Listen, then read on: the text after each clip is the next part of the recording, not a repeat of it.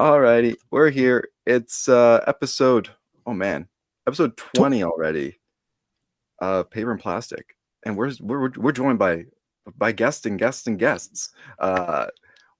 We've got you guys actually want to introduce yourselves? I'll let you guys do that first. Sure. My name's John. I have a YouTube channel called the Paper Chase Comics channel. Make comic book content on here on YouTube, and I watch these guys pretty much weekly. Try to love the show. Big fan of the show. I'm very honored that they asked me to come and hang out with them tonight. And the wife said okay, and the baby said okay, so I'm here, just hanging out.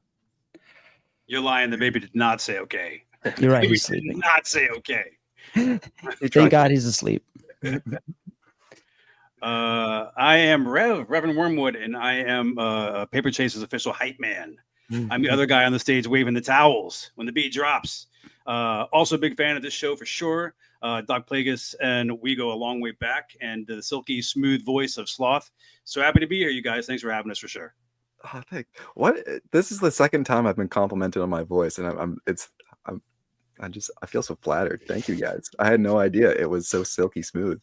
But yeah, so, and of course we've got our good friend Dr. Plagueis, who's always here every week, and I'm your host Poppin' Sloth, and yeah, we're just going to dive right into it. We've got a lot of stuff to talk about, but first off, what we're here to do. We're talking paper and plastic, and what better way to do that than showing off. Do you guys pick up anything interesting, anything cool, anything at all over the last week or so? Johnny, you? Sure. Yeah. I picked up a little book at a small convention. Rev and I were at a brewery selling some comics, and it was a really good time. And did mostly selling. I did have one book I picked up. I got this in a trade, actually. And one of the other vendors, he's like, you got a Marvel Premiere 28, which is First Legion of Monsters, great Bronze Age horror book, right? And he's like, I want to know if you want to trade that. So I walked over and I see this little beauty sitting on his wall, and took it out the bag. Very, very high grade. But this is the Punisher #1 limited series, incredible Mike Zeck cover, newsstand, and it's in the high 9s for sure. So I'm going to give it my best work. And I've been looking for a copy of this and just been very meticulous about when I'm going to pull the trigger. And given that was a trade and the condition of this thing was just like really nice, I went and pulled the trigger. So I traded that book plus $25 cash. I think I had like $60 on the Legion of Monsters. So I think it was a pretty fair trade.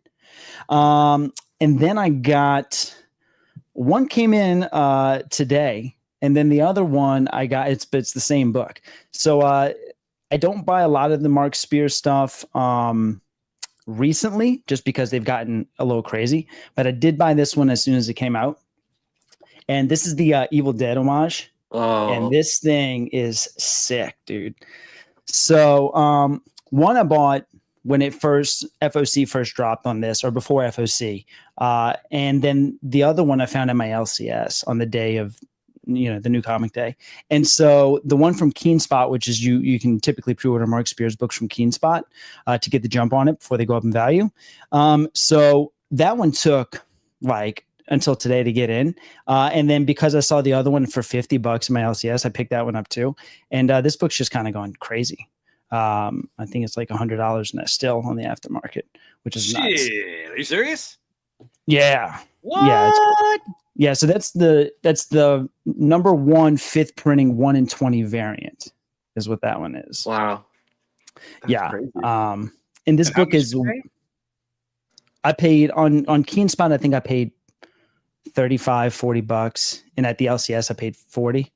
So I got them. Yeah, so I got both of them for 80, yeah. And then I got this little beauty in. This is actually a big beauty. It's a magazine book. This came in last week.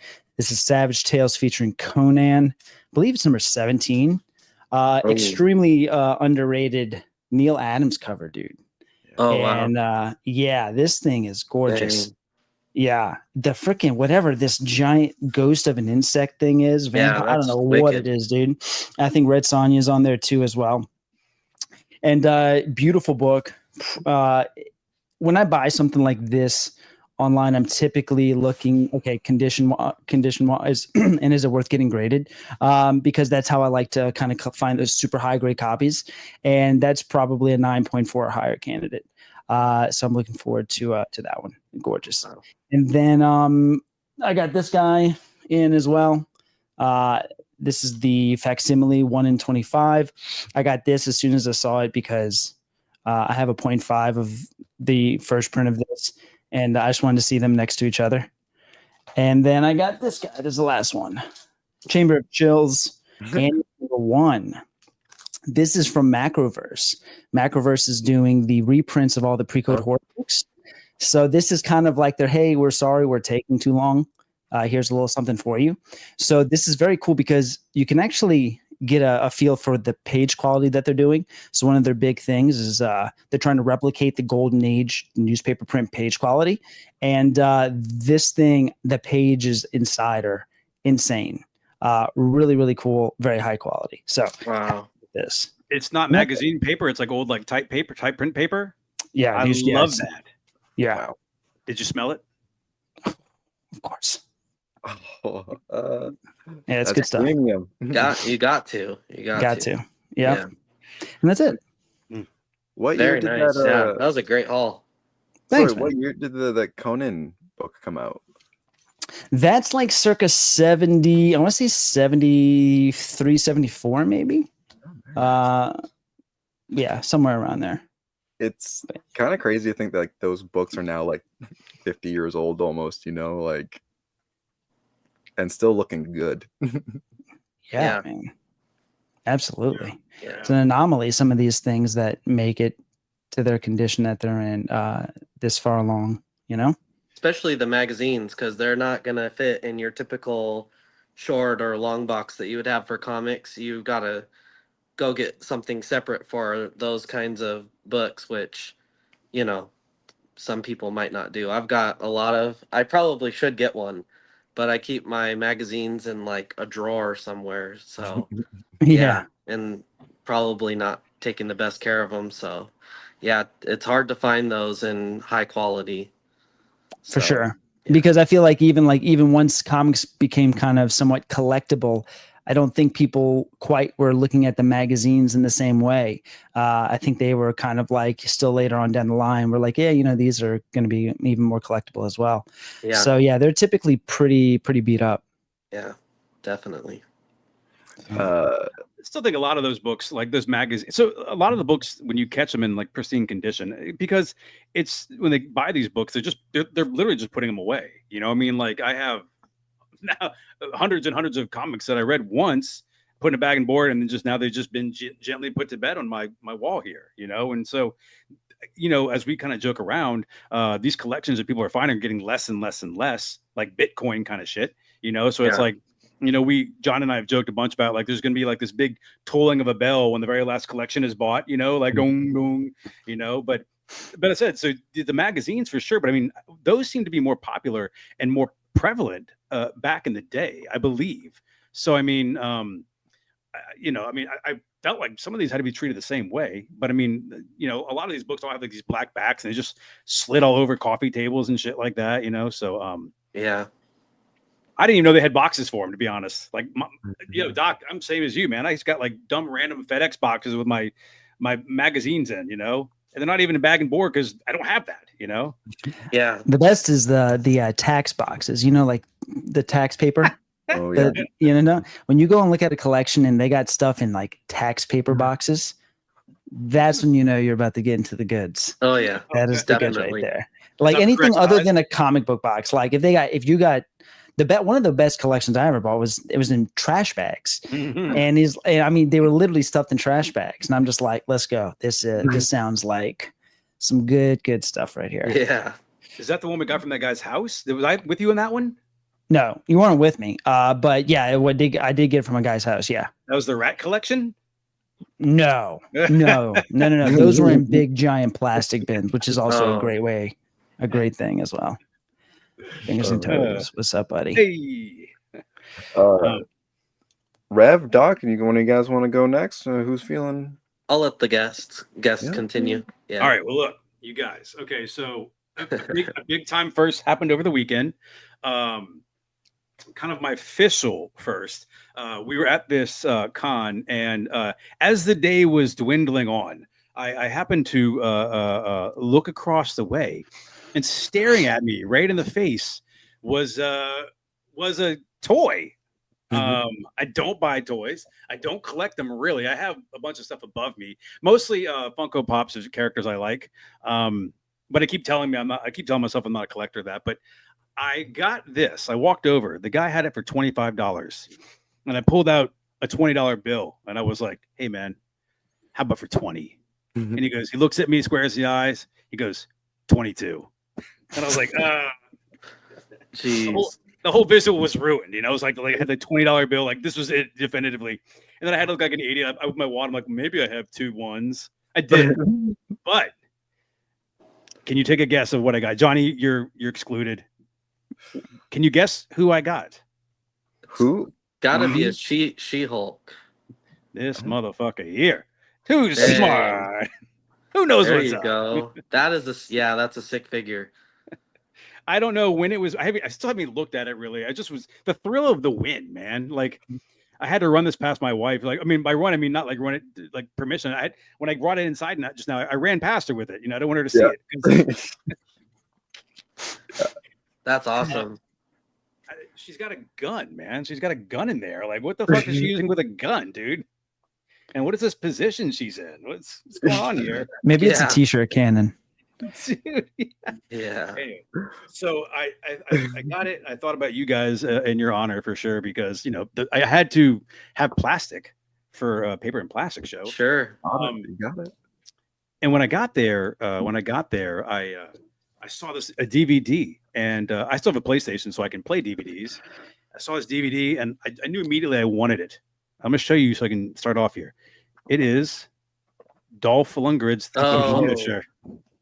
You know, I said, my guy, how much do you want for this? And I'm thinking 15, 20. I don't know. What's the price? You know, he looks at me, goes like, 5. I gave him a $5 bill. He goes, now open it. I said, oh, okay. Oh shit. So I opened it and it starts off with, let me see if I can do this. The Punisher. All right. That's what I expected to buy. Then this is on the second side. The Punisher with Thomas Jane and that hack. What's his name? John Travolta. Why was John Travolta in a Marvel movie, y'all? And then what the fuck? Warzone? I got the Warzone movie as well. Dang. $5. But then, you guys, behind this little piece of paper, and the other piece of paper, this little beauty right here, you guys. This is why the boys are coming over, and we're gonna eat pizza and the Incredible Hulk movie. Wow. The TV movie. $5. Why? That's insane. What a win, y'all. What a Yeah. win. No kidding. That's so good. $5. It is. So for $27, I scored. Was that big? the same vendor? No. Oh. It was interesting, you guys. I don't know. Sloth, are you a vendor anywhere? Do you sell or anything like that? Or No, sirree. No. so I mean, and Doc, do you do cons or sales, anything like that? Or I've never done like anything big, just little pop-up like they used to do this little pop-up like Funko Pop event where there'd be like 20 vendors selling Funko Pops and I was the only comic book vendor there. Nothing too crazy. it's nerve-wracking, man. It's nerve-wracking. Like I watch, you know, Johnny always has like this setup that he does, you know, and then he always changes it and tinkers with it. And, you know, and sometimes it really works. And most of the time it usually works. But it's sometimes rough going to these cons and watching these people set up all these trinkets and baubles and then nobody wants it. You know, like there was a lot of that going on. And I almost felt like bad for these people. And you know, like Johnny put the work in, but it's like he had the hot corner. You know, everybody was at his place buying his comics, and we literally were next to other people, and like there was like no sales. You know, and you kind of want to be like pull out the hang in there kitten poster, but it's sometimes people don't have shit that anybody wants, and you bring it out in the daylight, and it's kind of weird to see what it looks like, and and you got to. I think their issue is pricing. Mm. The other vendors is pricing. I think a lot of people are completely out of touch with what things are actually worth.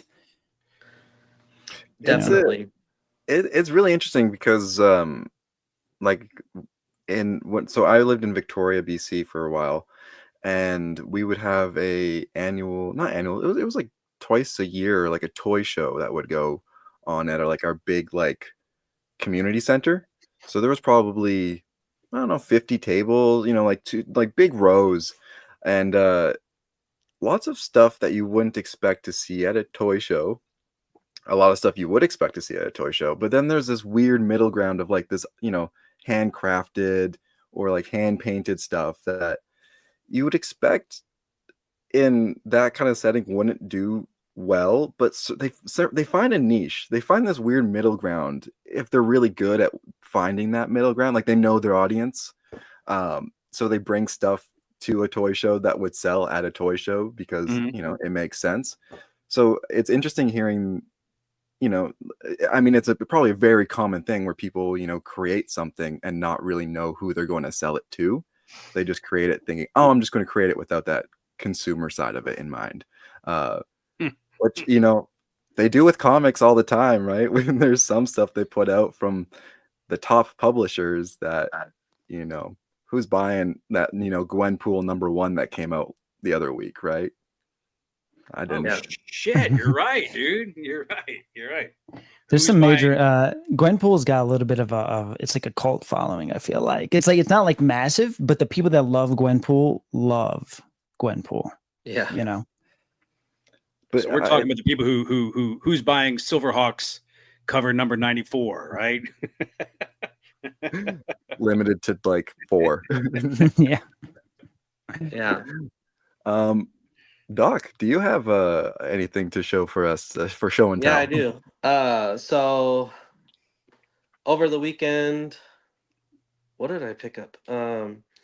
Okay, yeah. So on my way home, I hit up the Honey Hole, one of my Honey Hole spots. All $2 books, plus a 35% off sale right now, and I found this issue of Starfire here, which I already have, but something a little special about this one, I don't have this version.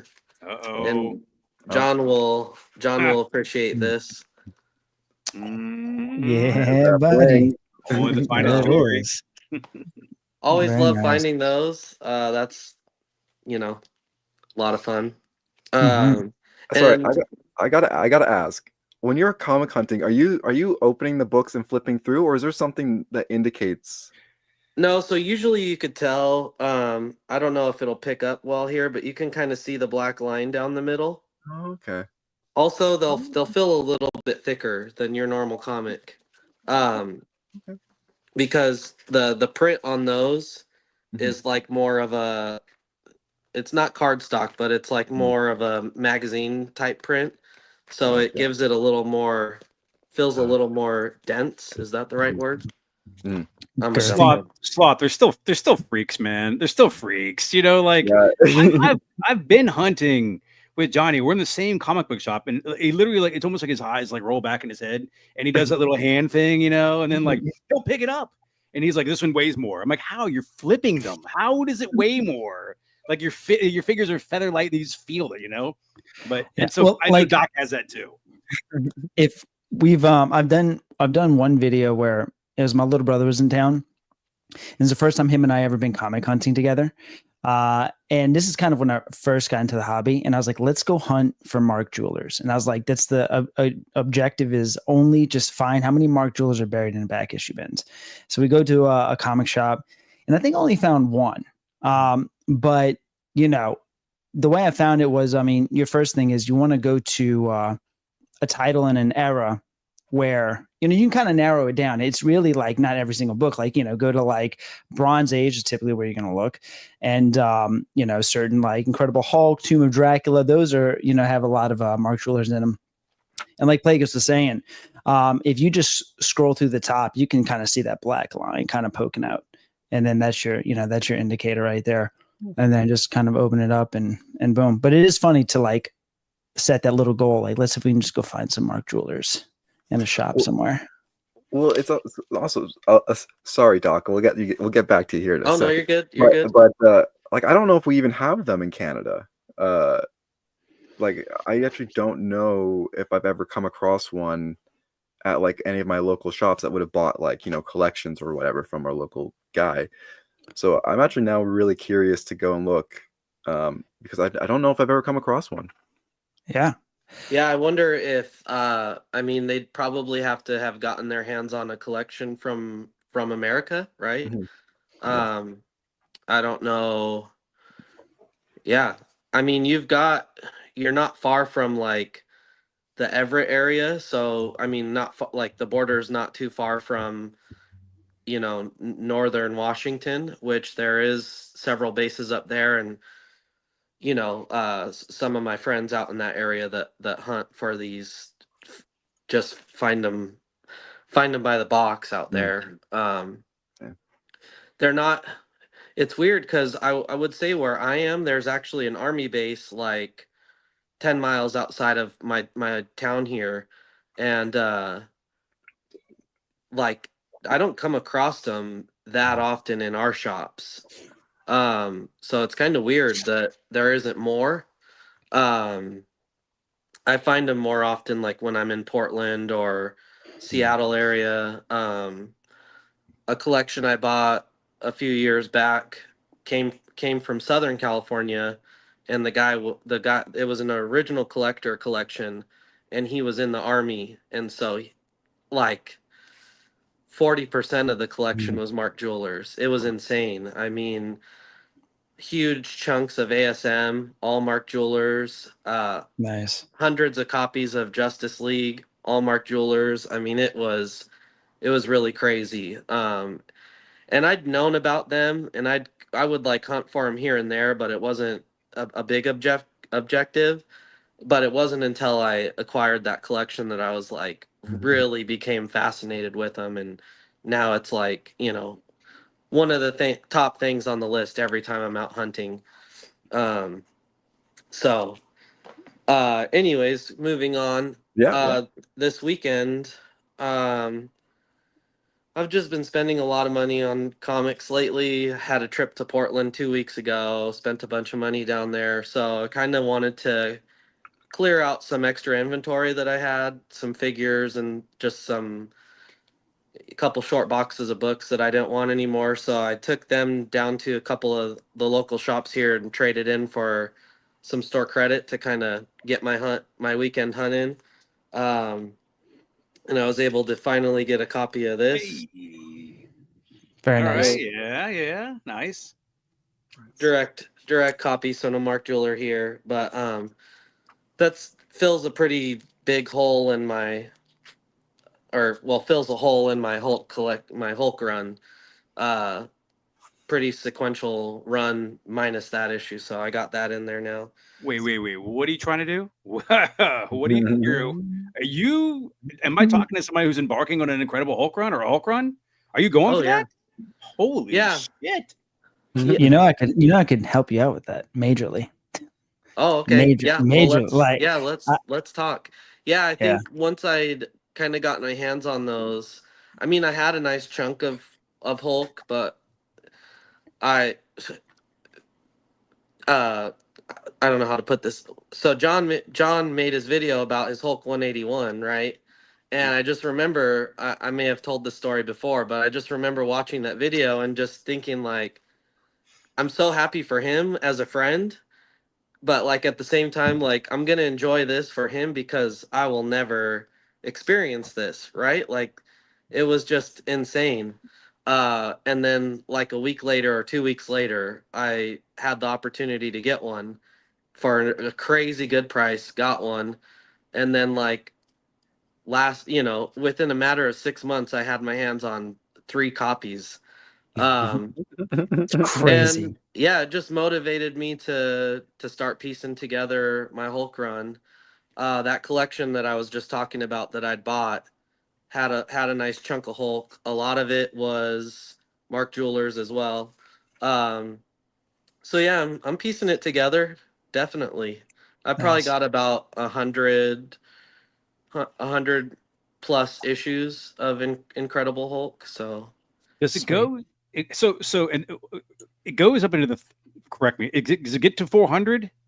I know it was like kind of like Oh, the yeah. 360. Okay, like in the original run before they legacy it. What does it get to before they legacy it? I want to say it doesn't break the 500s, but it might. Because that Thunderbolts issue is like 449. Yeah, That's crazy. I think that's close to the end. I'm not too sure. The problem I have oftentimes with these big runs is like that Incredible Hulk run at Space. it gets really 90s and not very desirable, which makes it hard for me as like someone who loves to complete a run to want to finish that run up. So let me ask you this: in that run, are you including the what is it? The 344, the third print, first Professor Hulk? The third print. Yeah. So I'm a little more lenient with my completion. I've got the first print. I'm good with that. I don't have to have Okay. all the printings. I don't have to have the Gotcha. direct or the And the newsstand. newsstand, right? I just completed the original Ninja Turtles run 1 through 62, but my one is a third print. Maybe I could acquire a second print, but You're done, man. You collected it. You're good. right. Yep. Yeah. And then like what my number 3 is a second print only because I had the first print, but the second print is a much cooler cover. So I sold the first print, kept the third. Is that the one with Krang on the cover? Is that The Krang third or print, number 3, I think has Master Splinter on the cover. okay? Gotcha. And that was a Christmas gift from my business partner. It has both Eastman and Laird on it, so another reason I chose to keep that cover. That's what I What can tell other- you're a big Ninja Turtles fan. You said Master Splinter. I like that. You know, I'm like Splinter the Rat. You're like, you know what? Say this with respect. It's Master Splinter. That was good. Yeah. Oh yeah. Nice. So lastly, I was at the newer shop in town that I've been pulling great stuff from, and I just literally like I picked up a huge stack of books, probably like a full short box. And then he had a bunch of like unprocessed stuff on his countertops, and I literally just stuck my hand in the middle of a box of books and pulled this book out. And I had actually been hunting for it the weekend prior in Portland. I was looking for it at every shop I went to. And that's Dark Horse Presents number 10, first appearance of the Mask. Did I show this off last week? Nope. Okay. No. That's Okay. crazy. Well, so that's cool and everything, but what's even crazier is we got Chadwick's signature on it. What the fuck? And you That's just blind grabbed that book? Right. You guys Yeah. have different luck than me, man. That's wild. My buddy Ozzy, who I don't know if he's in the show right now or not. I guess they had known that they had this book in the shop, and he had been like looking for it or something, and then here I go just pulling it out. Oh no. And selfishly was like, sorry man, I've been looking for this too. I don't think he was too upset, but he was definitely like, I can't believe you just did that. You have a mayhem number 1. Is that you I guys do. on that post with it? You do? Yeah, I love that book. So That's a good book. famously, at this exact shop, about a year ago, I pulled 8 of those out of his dollar bins. What? Are you serious? I'll send you the picture. Famous Yeah. for you. Wow. So, made a little money off of some of those, and then kept a couple for myself. Yeah, dude, that's insane. It's funny because I don't know what app, if you guys use any of the apps to like catalog your collections, but Mhm. I use the CLZ app and Mhm. Sloth. This is gonna make Sloth laugh, but they have like forums and places where you can go Mhm. tell them like, hey, you don't have this listed as a key, or hey, like, you Mhm. know, this is a minor key, it should be major, or this is a major key, should be minor. I go in there and get in like full on fights with their admins, the people that make the calls. And That's great. one It's fight I bullshit, got man. It's in was bullshit. one fight I got in was with the Mayhem. They didn't even have it as a key in their system. And so I was arguing with them like it should be a key, and I think it should be major because it's the first appearance of Stanley Ipkiss mask, which they've made movies about. So I mean, it's got like, some pretty decent significance. On top of that, it's got a decent value.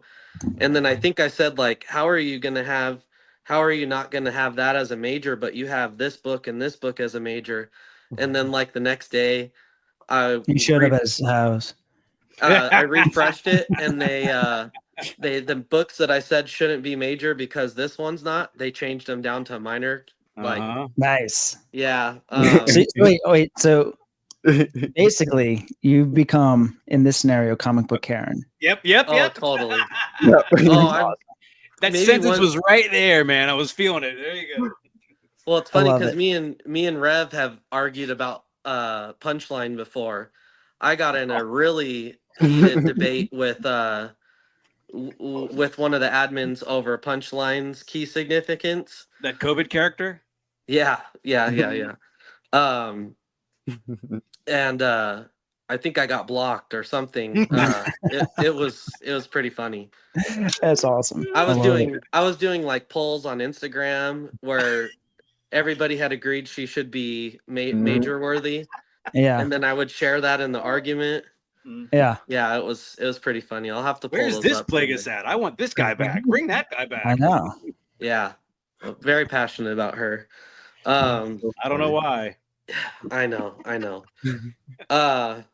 Lastly, finally got my hands on a cool figure. Hey. Dr. Fate. Yeah. Oh yeah. So I got a nice post with him coming here pretty soon. So yeah, it wasn't a light week. I came home with a short box this weekend, but it was a lot of filler. Yeah. So Well, Nice. when was the last week you didn't come home with a short box? it's been, yeah, that's what I'm saying. It's been a lot. I had like 2,500 books unprocessed on Sunday that I spent the entire day putting into my system. I've been coming home with a lot of books lately. Do you have to sneak them past people, or is it like, you know what I'm saying? It's like so. You're married, right? I think you're married, right? You know, Oh, yeah. or Yeah. just, You have 3 kids, right? Don't you? I'm not trying to like. Actually, I don't know. I got a 4th on the way. We're having Hey, another boy. Wow. Amazing. Yeah. Congrats. Yeah. So for people that don't know, me and John, we had our baby boys about a week apart, a little over, well, a year or so ago.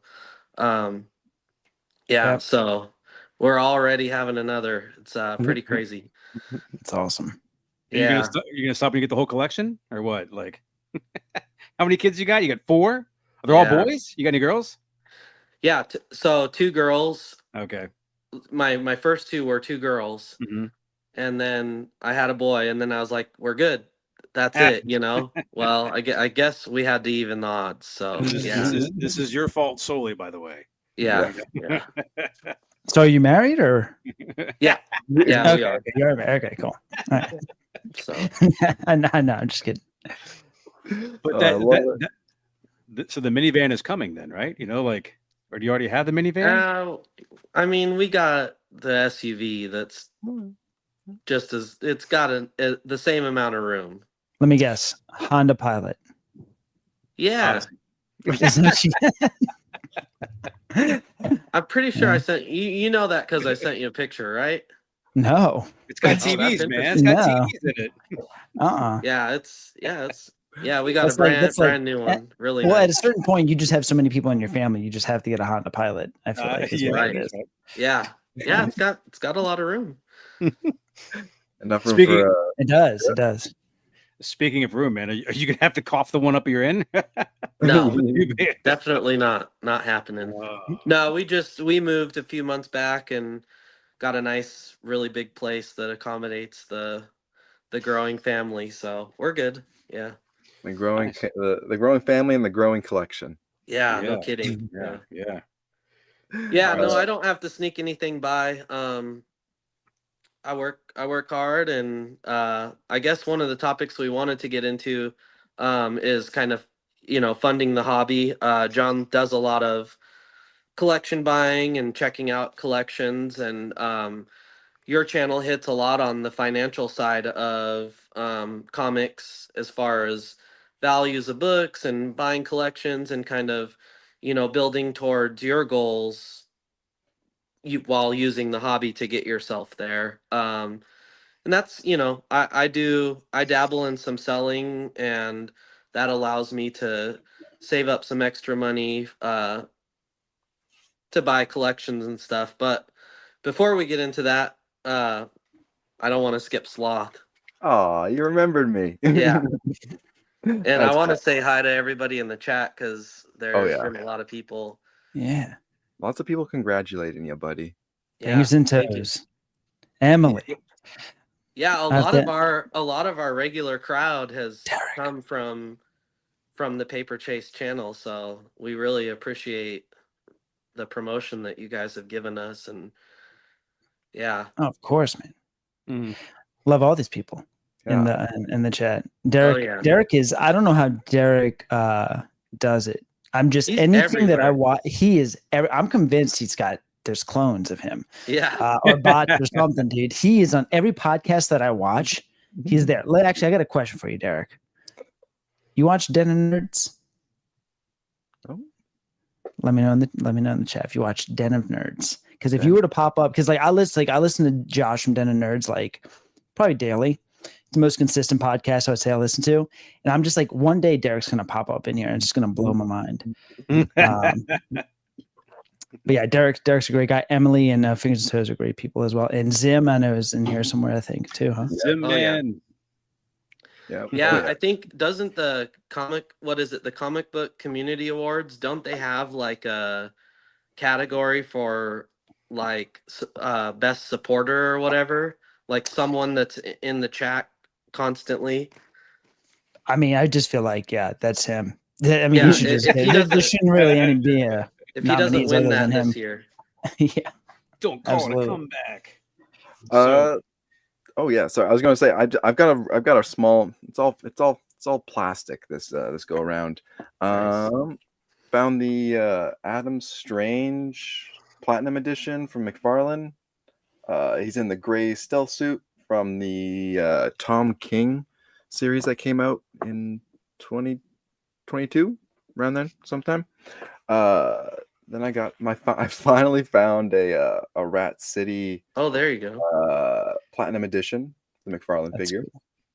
So I know I don't know why I just prefer the kind of more Spawn color on that compared to like the original, which still looks good, but I like the black and the red. And then lastly, I've gone completely down the rabbit hole in the last few weeks of these model kits. cool. So I'm going to build yet another Digimon.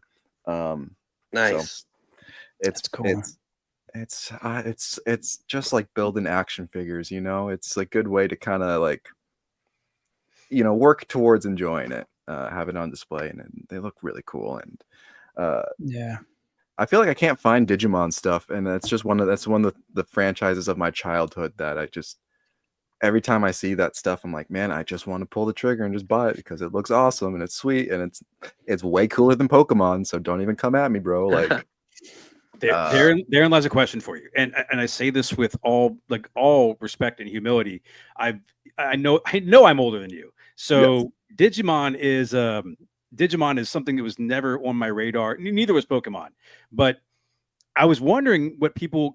It's not an either or thing. I really want it to be, but I mean, like, what is Digimon to Pokemon? Is it the same thing? Just one is like darker, maybe. It's like not like little kitty things, and Digimon's more of like a like edgy people or something. What is it? Sorry, Yeah, if you've explained it that's a like- great. Thank you for giving me the platform to talk about Digimon for a few minutes. Yeah, so Digimon's at surface level is exactly like Pokemon, except the Digimon takes place in like the internet. So the characters who are interacting with the Digimon are actually children from the real world. So it's not like a fantasy world where they all live in this fantasy world, space. It's the real world and then a digital world, and they kind of cross over at different points. The other big difference is Digimon talk, like speak actual Oh, sentences, like they're intelligent beings. So it's not just them saying their name over and over again. shots fired. So you get actual plot and development and relationships with these characters and I think in a different way than Pokemon. So for me, that's kind of always been the appeal. It's just a bit more well-rounded of like, here's a boy with their their little monster friend, like this is just, in my opinion, just a cooler formula for that story. So yeah. And they have cooler toys. It looks like explained. too. If you got you're building a damn dragon, that's fucking cool, man. Look at all Let's see if I can get this one down here. The first one I built was this guy. Yeah, that's Damn. it's better than some cat with a lightning butt. Exactly. That's what I've been trying to say, people. Let's bring Digimon back. Bring it back right. So yeah, no, it's a big part of my childhood. I've got a Digimon tattoo on my arm here. Damn.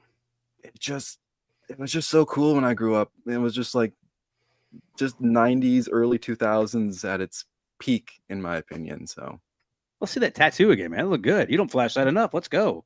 yeah. Look at that. Yeah. It's like a wolf type thing, isn't it? Yeah. Okay. It's like a blue wolf monster thing. Yeah. I'm sure I sounded like an idiot just saying that. Hey man, is it a wolf? You did, brother. Yeah, so there's a great Digimon movie, like like they had those the TV movie kind of things. It's technically 3 Japanese movies put together with like the English dub to make it a full length movie. Check it out if anyone ever has like an hour and a half to kill and just kind of wants like that early Saturday morning like cartoon, like just it's great, easy watching. What is it called? I'm going to impress you. Being part of the Pop and Sloth fan club, I will watch this. What is it called? Just the Digimon movie. Yeah, I was really into it when it first came out, like in the late 90s. So I need to revisit that, see if it still hits. They've made a lot of stuff over the years. A lot of it's been kind of hit or miss. But there's just these trinkets of just amazing Digimon content. If you can find it, let's do a watch party then. Yeah, we should. Yeah. The only problem is in Canada you can't watch it anywhere for some reason. What? It doesn't stream on anywhere. There's like distribution issues with it. It's crazy. We'll just press play at the same time, and you're Omega Collectibles knows what's up though. I appreciate this. He's a real one. So that's my buddy Josh that went to Portland with me and actually found a couple Digimon comics while we were out there that I handed off to him because he's really into Pokemon and Digimon. Hell yeah. Yeah, let's circle back to that topic, Doc, that you were mentioning before we got into Digimon, which thank you for that. I appreciate the Digimon talk. But yeah, you were talking about keeping the cycle of collecting alive.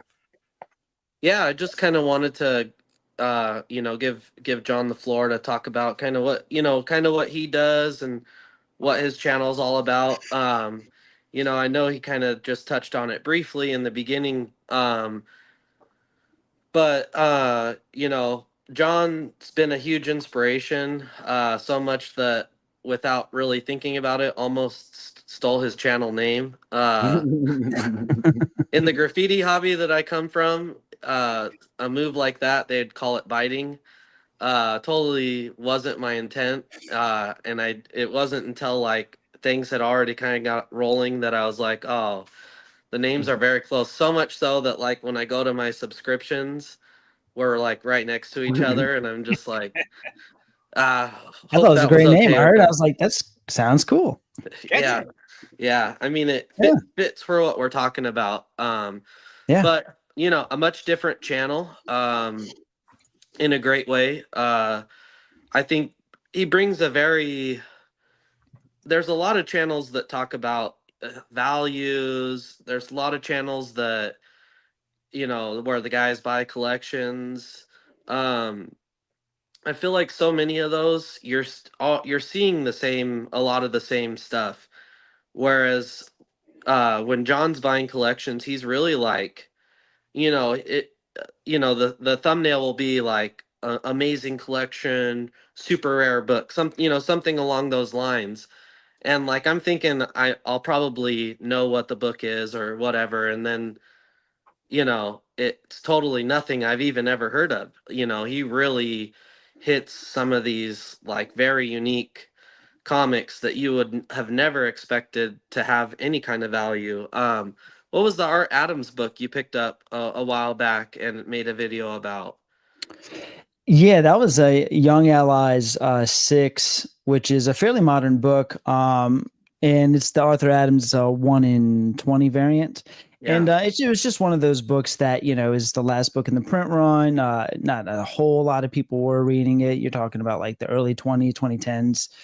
And it's just one of those that was just underlooked and gained kind of a cult following after a while. And then once enough people realized it was out there and try to find it and realize it's really not out there, boom, it just, skyrockets. And I was actually visiting my grandma in Biloxi, and I go to the bathroom real quick, and I hop on my phone, and I just see like this collection pop up on like a comic book group, and I'm scrolling through the photos, and I see that book, and I'm like, no, and I'm seeing all these other books that are with, and I'm just like, there's no way, and I look at the price, and at first it was so kind of obscure and ridiculous, I thought it was a scam.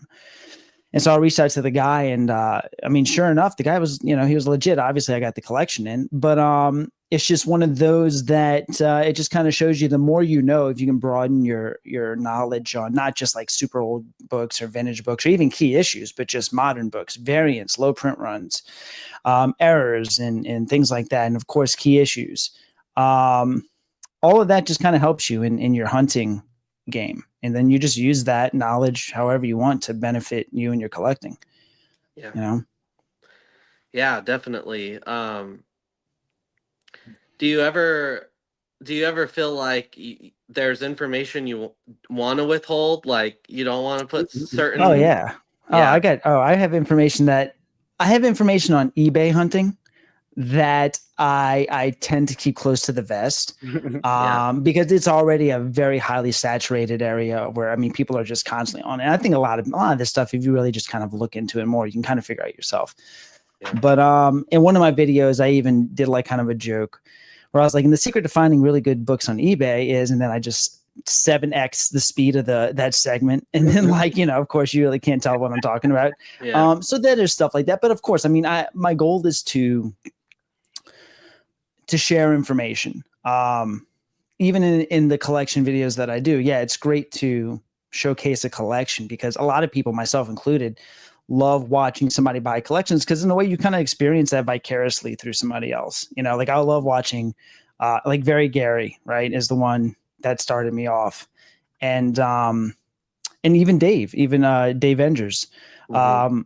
He's got some great collection videos. So I'll even watch his stuff whenever I haven't bought in a collection in a long time. And I'll like kind of get that excitement by watching his videos. Like, all right, what's he got? What did he find? but I like to find like a hidden meaning or a hidden maybe lesson in each one of these collection buys. So every time I buy a collection, I learn something new. I don't just, I typically will learn something new. And I just try to put that somewhere in the video, like of what I've learned or maybe what the lesson was in this collection buy. And also here's some cool books, that came along with it. Yeah, definitely. Yeah. And so you also, a part of your channel is you have your podcast that you kind of do here and there, which is kind of where I discovered Rev over here. So how did you guys kind of meet? I mean, I it was through the hobby, right?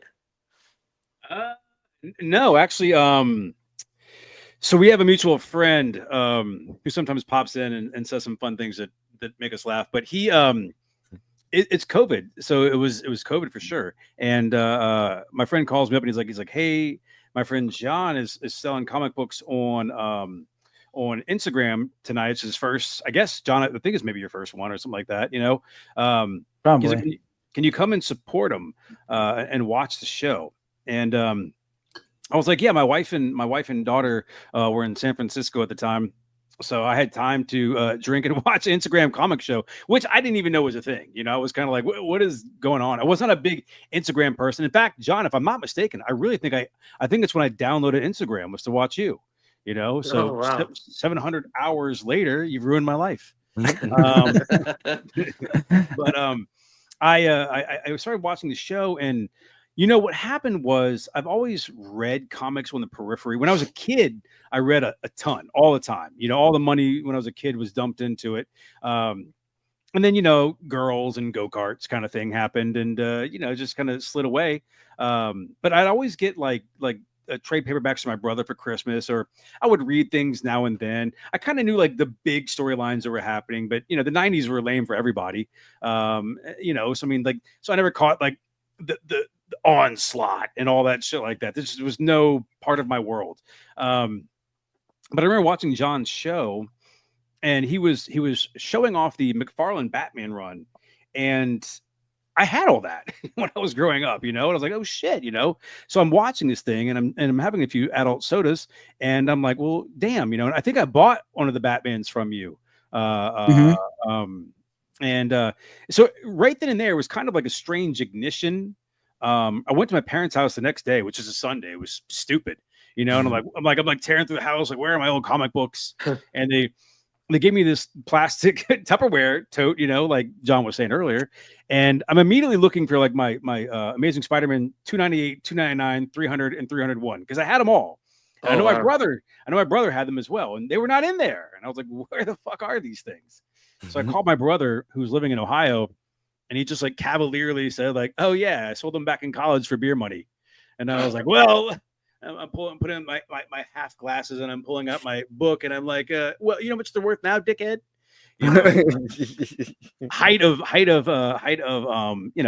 COVID stuff. But so John did those for a few times, and I waited, just because I'm a creep, I waited like 2 or 3 shows to let him know that I live probably like a few miles from him. And he's like, oh wait, you're in New Orleans? I'm like, yeah, blah blah blah. So then a couple weeks later, this mutual friend introduced us, and then even though we love him, we did this. We went, whoop, moved that friend out the way, and it's been a love affair ever since. Yeah, That's sure my side of the story. That's crazy. He's somebody that pops into the lives from time to time. Yeah, very, very rarely. But he's actually supposed to pop in and have a few beers at the con. So if you're out there, asshole, you didn't show up. But Hulkaholic is his name. Hulkaholic, yeah, that's right. Okay, yeah, I don't recall seeing that. It's because there's another guy that you guys hook up with sometimes on the live. John O'Silva.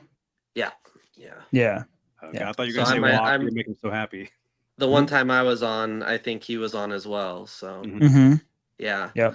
So yeah, I just kind of was a viewer of the channel, popped into the lives, got introduced to Rev, and I was kind of really drawn to Rev. He's got this great personality. little on the edgy side, which I feel like I can relate to, which I admire his ability to just let it all out there. I feel like I hold myself back a little bit. I'm still, getting used to being on camera, even though we've been doing this now for 20 episodes. But The yeah, trick we'll, is to not wear pants. Just don't wear pants. It's a thrill. I would be the guy that like stands up midstream though, and Me too. Midstream, as in like you're peeing. Yeah, right. Yeah, so Relax and let it hang out. yeah. No worry. Next episode we turn 21, so you know what that means. Oh, Indeed. Yeah. Indeed. Yes, sir. Yeah, we're gonna have some adult sodas on the show. Nice. I like how. What are we on, Rev? We're like Don't we're do like it, 30. Jake. We're 30 something. We've been doing it for I think we're over 39. 2 years. Yeah, I think 39. So you guys are halfway to us. We've done 39 podcasts in 2 years. We've done 39 into the voids, but we've done a bunch Into the more void. lives, Yeah, there's been like some collection buys and CGC unboxings and stuff. Well, yeah. So, Doc, to kind of to your point as well, like, so what happened is like him and I started hanging out and talking and doing some shows and things like that. And just one day I was kind of like, I called him and I was like, dude, everything we talk about, we're just cackling. We always just laugh about dumb shit. We're cackling. I'm like, dude, let's just like throw this out online on a podcast. And he was game. And we kind of started doing it, and like legitimately, like what you see us doing live is what we do when we're just riding in a car together.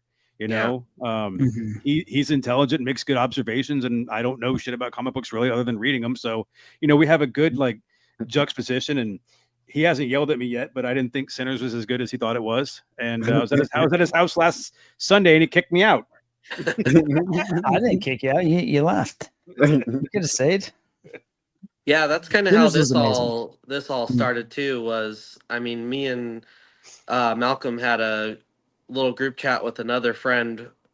We've had it now for probably about 3 years, where we are constantly like having these conversations in the group chat, and then just out of nowhere being like, why are we doing this here? We should do this on video where more people can jump in and interact. And so after 3 years of saying that, we finally pulled the trigger on doing this. And yeah, it's been a ton of fun. It really helps, having the consistent people that are in the chat every week that kind of keep the show flowing and interactive. So, and then we've just discovered that we really enjoy having guests. So yeah.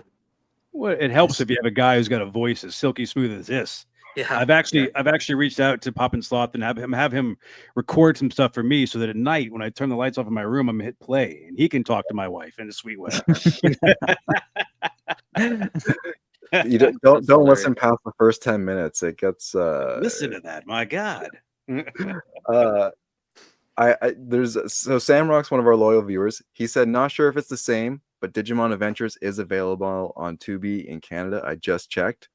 I got bad news for you, my friend. It is it's not available, at least for me. I'm looking at it right here.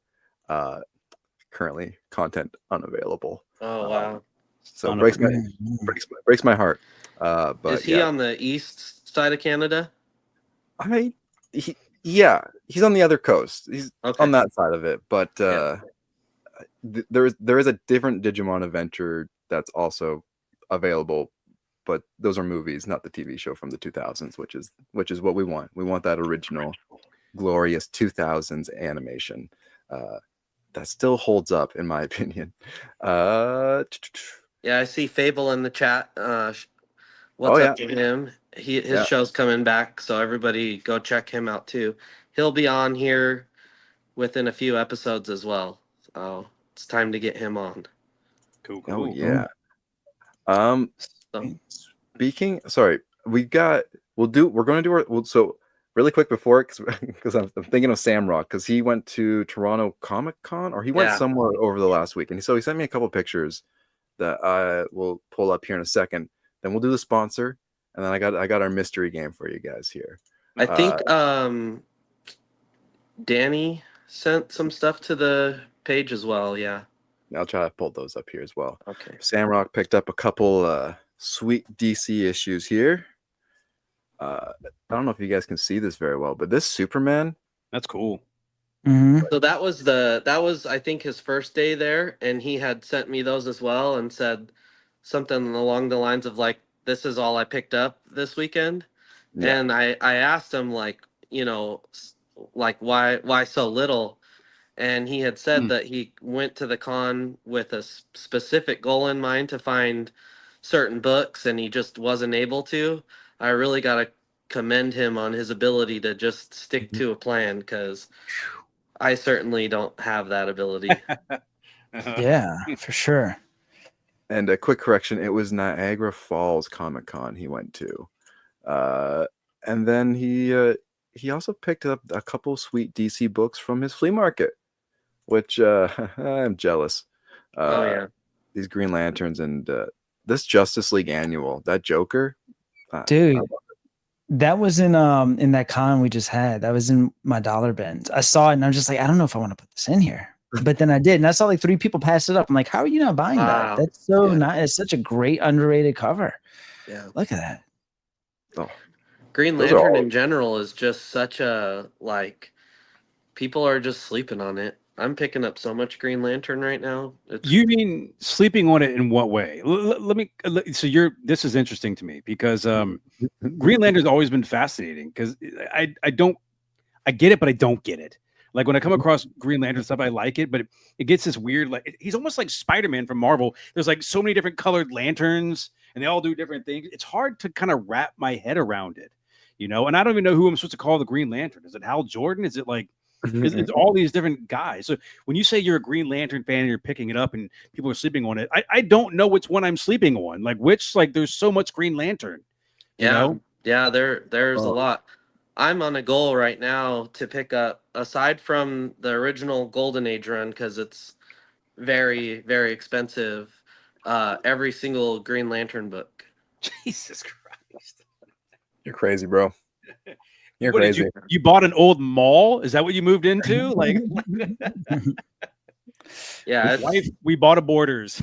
I'm at a point where it's now that I've completed that second volume, it and I have a ton of the other stuff. I've been picking up Green Lantern for 20 years.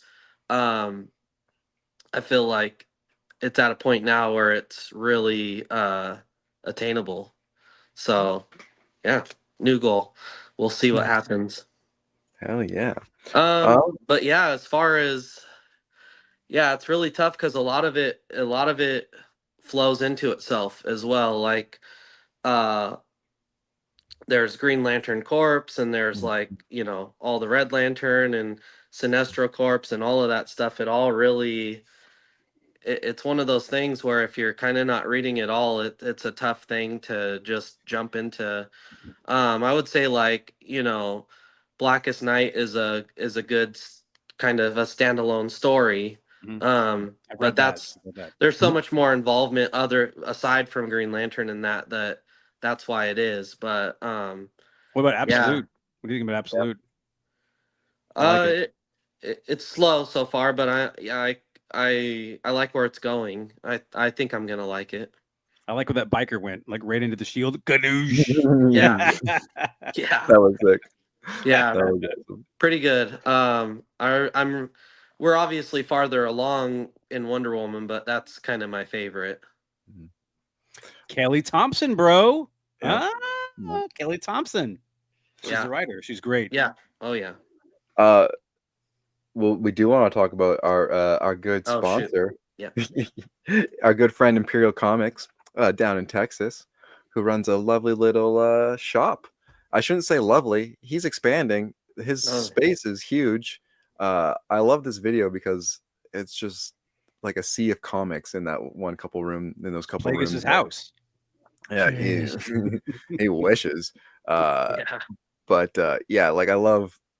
Just I love that. That's a lot of comic books. But he's our sponsor each and every week. He makes sure that we keep the lights on, the show stays running, and we can keep chatting with all of our good friends out there in the world. lots of good books, real cheap.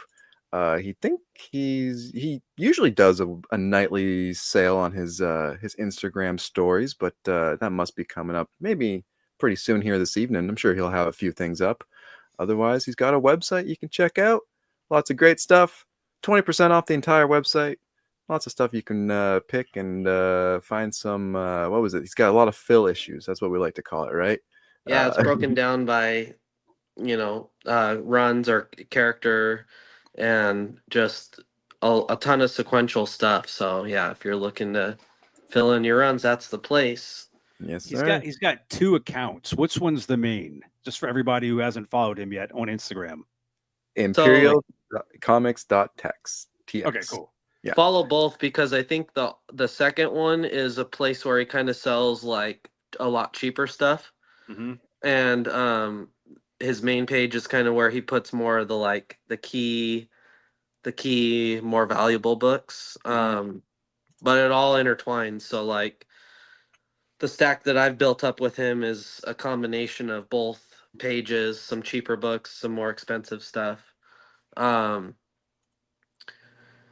yeah, so John, I know you frequent eBay a lot. Are you familiar with comic? I think it's, what was it, Comic Warehouse? Yeah, I think so. I don't know. No, They're what like is one this? of the bigger ones, kind of similar to what's the other one? Comic. Oh, My I can't Comic remember. Shop or something like that. Comic he's- Link or something? Yeah, so he's taking over Comic Warehouse. Okay. I'll have to check it out. The guy that started that's retiring, and he's taking over the company. So yeah, he's a big seller now. He's starting to do big cons. He might be setting up at New York. I'm not sure. I'll have to confirm that with him. But Damn. Sweet. You heard it here first. good guy. Yeah, so we appreciate Imperial Comics for really just keeping us going here since day one. And yeah, go check out his stuff. His link is in the bio. Yeah, it's in the bio. Links for everything are in the bio this time. Go click them. Go click them for fun. Including our guests. Including our guest this time. Yes, sir. Do I have a link? I think you have a link. Your Instagram. Yeah. I did a thing. I was prepared. So I made a game for us to play.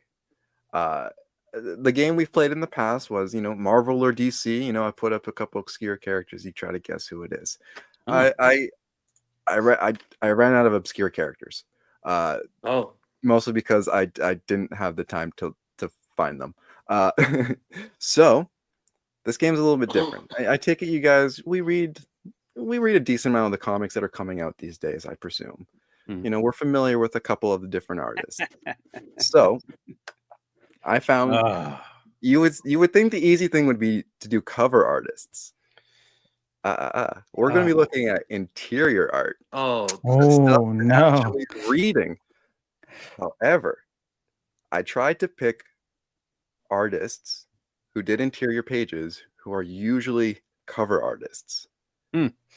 So you may see their artwork and you might be like, oh, I recognize that stuff because I have it all over, my walls. So that's the game. We're going to be looking at some interior comic book art from, I tried to pick fairly popular artists who are currently like popular and relevant, working. You'd recognize their covers, but we're looking at their interior art. So that's what we're doing today, guys. You guys do you already have John's name on the award, or is it like he knows cover artists? Like, I don't know the names of anybody. Yeah. No, I am not confident in this at all. But that's going to make it fun. That's going to even make it more fun. All right. I get low expectations on myself. I like it. I feel Where like am I at? you'll see the art and you'll be like, I have no idea, and then you'll see the name and you're like, I had no idea that they even did that. So Gotcha. Cool. We'll see. So here's the first one for you guys, and hopefully you guys can see this decently well enough. Oh yeah. Do a little squinting in there, maybe. I mean, okay. So it is some Spawn stuff. Yeah. I mean, of course, I'm just going to say Capullo. I don't know if it is that. It's J. Scott Campbell, maybe, because that lady's face on the left. I was thinking Capullo. Thinking You know, Capullo. I was going Campbell as well, man, because of the girl on the left. Yeah, yeah. I am. I'm gonna go Campbell. I'm gonna stick with Campbell too. I love this. Let's see if it will actually switch one page. Hey, Wow. Campbell. There you go. Nice. See, Okay. Very All nice. right. we That was can the play easiest the one. game. Well, see, J. Scott Campbell, if she wasn't there, because I'm sure she's a character in Spawn, but like she doesn't belong in that picture, by the way. Right. You know, Yeah. like unless she's really big, you know. But yeah, that's what. Congratulations to J. Scott Campbell for like nobody having tits in this entire picture. You know, That's true. Good on him. Yeah. Mhm. No thin waist and big Yeah. booties. So yeah, that is J. Scott Campbell, who did. I think this is from Scorch #1. I think where he did a couple interior pages. So let's go to the next one, and hopefully it's not super obvious. There you go. Okay. I'm gonna say Rod Reyes, but this is a DC book. I don't know. He does do DC, so Rod Reis, Reis. Okay. I would say this is a pretty. I mean, I would say it's a pretty popular cover artist for mostly DC, probably. Fuck. Mhm. I'm surprised. I thought this one was a bit of an easier one, but I'm gonna hate myself. The colors are throwing me off. I mean, it's so weird. I'm like Sienkiewicz, but Mm-mm. but no, I'm not feeling that with this guy's face on the right. It's too Oh. clean to be Sienkiewicz. Nobody cheat. Plagueis, I see you looking down. You're looking down. No cheating. John Boy? not John Boy. No, Oh. that's a good guess though. And West Coast Oh. Avengers. Might want to place a little guess. You can guess. We can. Son of a bitch. I have one more, but Okay. I'll let Dave take his guess. Let Dave take his guess. Josh Middleton. Oh, okay. All right. Are we getting close? You got one more guess there, Doc? Nakayama? Really interesting. I thought this was one of the Dude. easy ones. Okay, it was I'm gonna hate myself. Christian Ward. I mean, I would've made the got noise, but I don't know who that is. I don't know who that is. But He, that's cool art. Yeah. Oh, fair enough. That is cool. He did a couple stories for DC Black Label, like the bigger books. He did. This is from Aquaman on Andromeda. Mhm. And then he did the what was the Batman one he did? The weird like Lovecraftian Batman story he did. Super trippy watercolor artwork. Was it recent? Was it modern? Yeah, from the last. Gargoyle? No, he didn't do Gargoyle. But Damn. you probably have some variants from his stuff. Yeah, I'm sure. What was that Batman story? Let me take a moment while you're thinking about it to say you guys should be reading Batman Dark Patterns. I don't know if you guys are reading it. It's really, really good. It's really, really good. It's like 4 little books at a time telling one story, and they're really good. It's called Batman Dark Patterns. I think I was picking that up. I'll have to check. It's good. I enjoy them. The Batman one I was referring to was Batman City of Madness. Oh, okay. Yeah. The very Lovecraftian one. All right. So I think I've got 6 or 7 of these. So this was number 2. Wow. Can they get harder? I thought this was the easier one. So maybe they get harder, maybe they get easier. Let's see. There we go. Oh, that's Jim Lee. I mean, that's what I'm saying. I said it so quickly, but I can't zoom in. I feel like I want to look at this guy's jawline a little bit and see how his facial hair looks. You know, Does look like Jim Lee to me too. Yeah. Yeah. That's interesting. fuck, So man. this is a modern comic. This is relatively modern, I would say. I'm gonna go. I'm gonna go. Since everybody else is saying Jim Lee, I'm gonna go Finch. Okay, interesting. So this apparently we got harder with it. Oh my god. Dan Mora. Dan Mora. If you'd Future given me a State. lineup, man. That is DC Future State Dark Detective. Yeah. He's good. He is good. He's Yeah. good. Damn. If Silver Surfer was watching this right now, he would have come to my house and kicked me in the dick. He's a big Yeah. That's a testament to your work if you get mistaken for Jim Lee by a bunch of comic Sure. book readers. So yeah, that's Dan Mora. There we go. A little black and white action for you guys. Whoa. No color in, just that pure crispy line work. Wow, that's beautiful. I want it bigger. Like, Are I'm you sorry. able to zoom? I can't like zoom. Oh, sorry. I'm scared to click anything because it'll probably Mm. give you, it'll probably give the answer right away. And I tried to make Okay. these images as big as I could. I would think Capullo. Capullo. Okay. Mm, I don't know. But he said they're harder now, you know? My hint Yeah. for this one is this. I would say this guy is best known for a lot of his Venom work in recent years. Ryan Stegman. Boom out of Bing. Look at Ryan that. Stegman. That is from I hate Vanish. myself, man. Don't know if you guys read any of Vanish, but that was a good little series he did there a couple of years ago. Frank Miller, get out of here with your Frank Miller comments. Wait, hold on. Is anybody going for the Frank Miller sketch cards, the top sketch cards? Come on. I mean, I already put my email in because I want a notification as soon as those boxes drop because I want a man. Frank Miller sketch card. You gotta. You might as well, right? If you can. It's crazy how all his characters look like him. That's funny. Next week, I'm starting the show with we're going to talk just positively about Frank Miller for the beginning of the next episode. He was great in I never said RoboCop. anything negative about him. No, we're going to highlight his stuff. Here's another artist for you guys.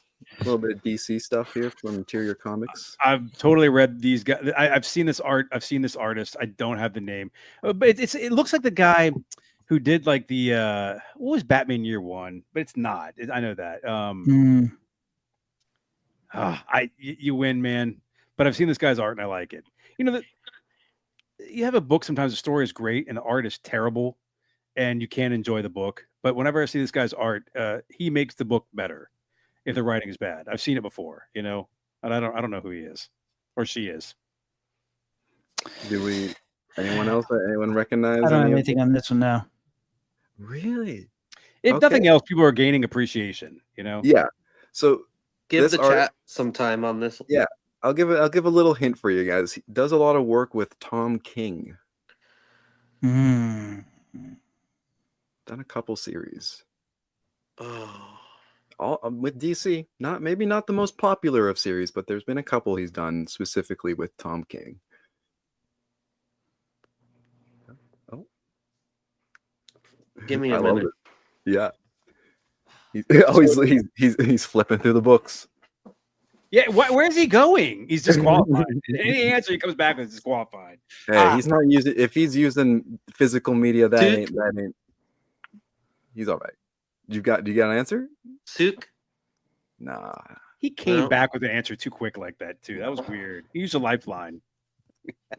Or George? Oh my Jorge? god. Jorge? Yeah. Oh, Yes, okay. Yeah. Yeah, that's from Danger Street. And I Stu believe got it. What? Dr. Really? Doom's fan club, yeah. Nice. Yeah. Very good. Very Nice. good. Nice. I'm I glad believe it somebody was- won. It was Danger Street and the Rorschach series from a few years ago. They did together. Tom King. I and- did see that. Okay, that's what I'm saying. I know I've read them before. The Rorschach. Yeah. That was pretty good. All right. Hey, can you make these a little bit harder for me? Yeah, of course. This reminds me of playing Oh God. Cover Lover on John's channel and not getting a single one ever. This is Ah, This You looks should like get when this Todd McFarlane did Freaking a Leash for a corn. This looks like that kind of art. This is Doc. crazy. Doc, you know it. It's not Todd Nakayama. McFarlane. Nope. Nope, Can't not be. our boy DNA. Hold on. Oh. Go ahead. Eric Larson? Eric Larson or it's not Bagley. I don't know. That's I was kind of leaning towards Bagley. Dave got it, and I hate myself. Really? Wait, Oh, it's totally on the page right there. Is it? Oh, oh, it is. That's Ron Lim. yeah. Dude. Sorry, Doc. I had to do it to you. I had to pull a little sneaky one on you and give you a little. See Ron what Lim. it is you in know, my head. man. I'm telling myself you wouldn't Lon Rim. do him. You know. Picture that little kid silver with no eyes, you know? Exactly. He gets it. That's awesome. And there we go. This might be the last one for you guys. Oh, it's Ryan Otley. I can't blow this up any bigger. Ryan Otley's Oh, guest. what's that? Oh. I think that's a decent guess. Not Ryan Otley. The thing is that Daniel Warren Johnson, maybe. no. These are good guesses. Some of the facing structure is messing me up. It's not. I don't think it's Ryan Otley, but it could be Ryan Otley. Ryan Otley, known for his faces. Who Well, did say, the like- art for Chew? There's a lot of familiar characters in there, if you know them. My eyes are just All right. gravitating to this woman in the middle, though. Unfortunately, Isn't that Witchblade? Is that her name? Mm-hmm. Yep. All right, I think the guess is. I think we're landing on Ryan Otley. I think that's where that's what we're landing with, locking in. Yeah. That was Josh Shaw. Oh wow. Shaw Good old Joffrey. Damn it. from the series crossover. Also, I guess I just Good. picked a bunch of Donny Cates books in this one. Yeah. But yeah, that's crossover. I think that's it though. Yeah, that was the last one there, fellas. That was my What a little game. game. Very I got nice. one. Yeah. I got one. You got one? Yeah. Very nice. Nicely put together. I'm surprised. I'm glad you guys got the Campbell one though, because that was the one I was like, I don't know if they're going to get it, but yeah, the face. Yeah, I think that one was the easiest one. Well, For sure. I was, So it did just get harder after that. I had to really tie my hands behind the back from throwing in like a Peach Momoko, just like really easy. Like I was like, there's Oh no yeah. way. I almost made a joke saying like, "Oh, I was about to say, I bet you that's Peach Momoko," but then you said it was a guy, and I was like, I was joking, but I was like, it just That that was would a have good been. game. That was appreciate it, guys. Next, let's do inkers. Can we guess inkers? And then we'll do letterers and Right. Yeah. Oh yeah. Danny's reminding us he sent in a few pictures as well yeah. It was right just before the remembering. show. Let's see if I can blow this one up a little bit here. He's got a little Deadpool with a Oh Ted. nice. That's cool. Nice. I love that. That's one thing I wish I could do better in my head is figuring out like which one of my like figures could like be in a photo together that would be like comedic or funny or make sense. So Yeah. that's If only it. there was a guy you knew. Oh yeah, someone who's really good at pairing things together. Man, I wish I knew somebody out there. Holy. Is that a request? Show off that She-Hulk. Woo! I gotta say, it's got to be posed like that to fit in the box, right? That's what the guy said. He's like, "Oh, let's get a scrunch her down and fit her in the box." But I mean, I don't know. I'm trying to figure out why she has like different hands. She has different hands. Yeah. Like, but why? Is it to hold the gun? I mean, like, Well, Hold stuff, man. She's got to hold stuff. She's got to Yeah. punch stuff. yeah. well, see, that's what I kind of don't like about like the Dr. Fate. Like he didn't come with anything, and he's got this hand that's like to hold a gun, right? Mhm. But it's like For what? Just give him another fist. Yeah. He'd look way better. This is my first foray. Let me ask you a question. I mean, I got to take it out of the box, right? Like, you got it. Yeah. Okay. Rip that shit out. I remember like when I was growing up, I'd go to like marginal people's houses where I'm kind of like, I'm not sure if they're cool or not, and I'd go in their house, and these people back obviously in the early '90s, people thought they were vampires. So I had some friends in music who just tried to convince me they were vampires, which is stupid. But I go to the house, on the wall they have all the toys, but they're all like in the plastic, and I'm like 17, and I'm going like, dude, take that shit out of the box. What are you doing with it in the box? You know, like play with that shit. I don't know. I mean, we're 17. Like, if you're gonna have toys, you might as well fucking play with them. You know. But it was always weird. The guy had like one of the guys that like just his whole wall was figurines, and it was like his like display. Like you'd walk in, there it was. You know. But I mean, okay, so they got to come out the box. I'm with that. I appreciate that. Yeah. All right, cool. They're worth nothing in the box, in my opinion. You know. Yeah. You just own a box. You don't want to own a box. You want to own a figure. But then you like some people like, okay, so like this is $22. Will this ever go up in price? Is it like not her obviously, but I mean, what is the theory on when people keep these in boxes? And this is the right show to be at. What like is it scarcity just like comics and it just goes up in price? And well, one thing, yeah. Okay, go ahead. One thing that I have noticed, like with like the Marvel Legends there, which is what you have, like the ones that do have value, tend to even hold some of their value if you have them out of the package with all their accessories and they're in good condition. I mean, they might only run $10 less than one that's in the package. So that's why I really like, I don't care, because if I have any that are gonna end up being worth money, I'm gonna keep them in good condition. So as long as I do that, I should be able to get a decent amount of money for them someday if I decided to sell.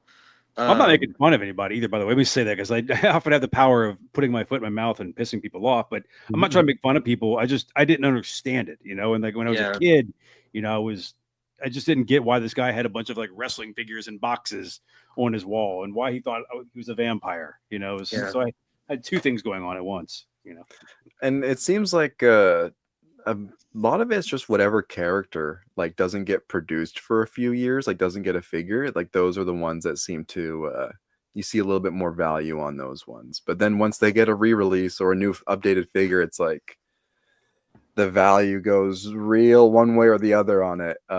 So it's an interesting industry, and I find at its core, I think it's just have fun with it. Like I feel like comics, there's more, it makes more sense why those would be valuable because they have impacts on like the culture.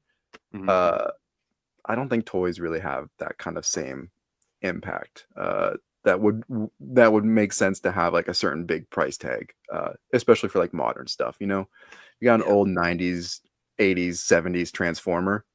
It's probably worth a little bit, Yeah, Transformers. Yeah, as soon as you said that, I was thinking that. Yeah, perfect. Yeah, the Transformers people are real. Even nowadays, Legos man. too. Yeah, like Transformers and Legos, the cost of those like little packs or figures are like I'll spend $100 on a toy, but I can't justify those things, right? Like those are just crazy. Yeah, it's all a very slippery slope for me. I try to slip down one slope, and it's all very dangerous. I have just that I have the collecting gene, So it's like when I see toys and I see Legos and all that stuff, I got to be very, very careful because comic consumes so much of my attention anyways. It's kind of hard to. Well, you had an interesting, your first foray into collecting was pretty interesting. Am I right, John? Like you had a little collection of. So I got into collecting through reading Star Wars comics. No. I mean your first collectibles. Like you used to collect. Didn't you used to collect back in the day? Oh, I collected baseball cards, football cards. I collected cards. Christmas ornaments. Eventually there was a 6 months period of like my dad works at Disney, so he got like these Christmas ornaments, right? They're like 50% off. I'm like, oh yeah, we'll put them on the tree, and I'm like looking them up. I'm like, well, hold on, this one came out back then, and now you can't get it anymore. And and now I'm like, so like the bugs start. I'm like, no. Settle down. You've got other stuff that you're doing. Like, you don't need to dive too far in that. So I got a few of them. But no, I started collecting football cards and baseball cards. Pogs were great, back in the day. But yeah, comics fell harder than anything for sure. For sure. Yeah.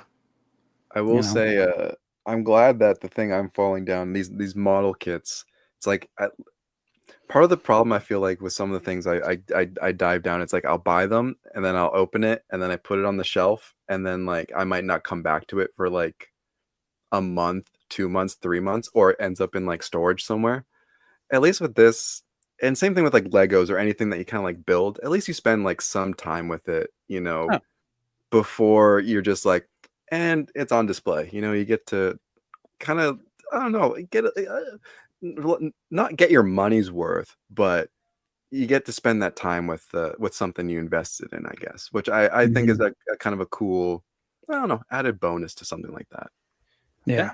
That's a great point. So my kid, they got me a Bumblebee, Transformers Bumblebee Lego for Christmas. It's cool. I haven't put it together yet because I'm afraid when I put it together, I'm not going to do anything with it. I'm just going to like immediately want to like give it away to somebody, because like I've done it's like the adult puzzle, with kid toys. Like I want to put it together, but then I'm afraid that it'll be the magic will leave. So when you said that, it kind of like, it made sense. I'm going to be spending time with it. That's justification right there. Yeah, exactly. So I mean, what you do is you put a little shelf there behind you in that corner there, right next to the treadmill. You'll put Bumblebee there, and then you'll go buy yourself another set, and yeah. It's probably the Optimus Prime to go with it. There you go. So my screen printing stuff, buddy. Come on there. You know what's going on. Oh yeah, nice. That's awesome. No, yeah. I mean, yeah. It's spending time with these kind of things. Like you'll even like I'll sit and watch TV and like go walk over to my shelf here and pick up a random figure and like just pose it for like 20 minutes, and it's like, it's like a fidget or something, right? Like it's just something to kind of do. And again, like I spent 30, 40 or even more on these things, and it's like I want to enjoy them as much as I can. Funny, I don't tell a lot of people this. I played with my Star Wars action figures like well into my 20s. I was still like setting up battle scenes and like doing that thing. I did it in secret, but I just kind of always wondered, like, there was a day where I stopped doing that, and what was it? But yeah, now the most I do is what you guys see on my Instagram is the little poses with the comic book. But yeah, I always kind of think back on that. Like I was like probably like 21, 22, still having all out battles with my Star Wars action figures, and while watching the movie, it's like, pretty nice. That's creativity, man. Yeah, that's just being creative like that. I mean, that's totally good. I mean, look, you're a badass. I mean, you're an amazing graffiti artist. You got your own business. You look good. You're well put together. Do whatever the fuck you want, man. Like to come here and say that you're playing with toys at 21. I'm not gonna be like D&T Comics calling you a nerd. Yeah. It says the guy. It says the guy that had to sneak past his She-Hulk toy past his wife. Here I am giving platitude, and you're just a dick. I said nothing negative. Man, do whatever you want. I had to sneak my She-Hulk toy past my wife. We've had this conversation. I have small penis problems. Okay, I can't sneak the toy. Don't be a closet collector. Okay, I know it's a weird thing though. It really is. Like there's a lot of closet collectors out there. There are people that are, there are people that like you can just kind of sense their displeasement in the comment section of like, oh yeah, how do you run into this stuff, or how do you find all these things? How do you get these books? But yet you shelter your love for the hobby. It's like, look, man, if you want to run into books or go buy collections or whatever, just talk to people about comics. It's like the more you keep that stuff secretive, the more you're just going to exist inside of your own little bubble, and it's only going to be as limited as you let it to be. Yeah. So yeah, closet collecting. You can't really get too far closet collecting. Yeah. Derek Neiman Even- actually collect closets, and then you need bigger closets to put those closets in. Put those closets in a closet Mhm. Yeah. on a shelf. So yeah, I- collect. Be proud of what you collect. Yeah. I will say, Doc, you saying that it's just what I do with my photography on my entire Instagram page is me just making battles in my head and posing the character and then taking the picture. Like that's exactly Yeah. the same thing. And I'm in my late 20s. There we go. Right. Sweet. We're at an hour and a half here, guys. Anyone got any final thoughts or anything they want to talk about before we wrap her up for the night? Just enjoying the comments. Yeah. Yeah. I opened up a can of worms there. Look, dude, Well, you spray I'll paint just- the side of trains. You can do whatever the fuck you want, man. You're cool in my books. You know. Yeah. Yeah. Well, I'll Except just say you haven't. that it was awesome to finally have you guys on. I know I've thrown that out there a lot. Won't be the last time, for sure. But yeah, it's been cool. You guys both have been a big inspiration for this channel, and so it's just nice to get you guys on, and yeah. We appreciate you having us, man. Yeah. I'm surprised this wasn't more chaotic. So thank you guys. I mean, there's always next time. Yeah. We just gotta dive into some more topics. We can go politics and religion next time. I was And gonna ugly say, babies. Yeah, we can have a live stream debate on oh no. I'm gonna play cover Punchline. lover. Yeah. Yeah. So yeah, with that that's episode 20 of Paper and Plastic. Thank you guys for joining us. Next week we're gonna be getting a little funky with it. Turning 21 here on Paper and Plastic. So you know what that means. We're gonna get a little sauced up. Oh So shit! that- Here comes yeah. the Labatt's Blue. Come on. yeah. Make sure you guys tune in for that one because that's gonna be it's gonna be chaotic. I hope. Yeah. It should be. It better be. We'll probably just start sending out invites to everybody in the chat. Will there be a drinking game Oh yeah. involved in the show? Oh man, that'd be crazy. Yeah, we probably should. Do it. We probably should. Something. But yeah, thank you guys for joining us. That's been episode 20, and you can find us on the socials. Links in the bio. Every Tuesday, 6:30 Pacific Standard Time. Subscribe, like, comment, hit the bell, share it, make your grandma watch it. Okay, guys. Thanks. Bye. Later. Bye. Yeah.